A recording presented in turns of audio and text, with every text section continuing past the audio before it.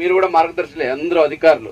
మీ department లో ఉన్న schemes ని ఇంప్లిమెంట్ చేస్తే ప్రాపర్ గా మీరు కూడా మంచి మార్గదర్శులే. సో అది సక్రమంగా జరిగితే ప్రతి ఒక్కరు ఏదైతే last person in the queue అని చెప్తాం, ఏదైతే చివరి పర్సన్ ఉంటారో, సో ఆర్థికంగా కానీ సామాజికంగా కానీ ఆయనకి ఇబ్బంది ఉంటాయో వాళ్ళు ఎదగడానికి అవకాశం ఉంటుంది, సమాజం బాగుంటుంది అనేది సీఎం గారి ఉద్దేశం. దీన్ని ముందుకు తీసుకెళ్ళడానికి అధికారులందరూ కృషి చేయాలి. ఎన్టీఆర్ జిల్లాలో అయితే వదిలేదు లేదు. నెగ్లిజెన్స్ కానీ ఎక్కడైనా ఏషాలు వేయడము, నేను నా దగ్గరకు వచ్చి అడిగితే నేను చెప్తాను, మీరు వచ్చి అడగలేదు కదా అందుకు ఇవ్వలేదని ఏషాలు వేస్తే తాట తీస్తా. మీరు వెళ్లి రైతుల దగ్గర కూర్చొని చెప్పాలి. ఆడియో కూడా ఇప్పుడే టార్గెట్ ఇస్తున్నాను. ఆ తిరువూరు డివిజన్ లో ఉన్న ప్రతి ఒక్క విలేజ్ కి వెళ్లి అవేర్నెస్ మీరే కల్పించాలి. మీ స్టాఫ్ కి టార్గెట్ ఇవ్వండి.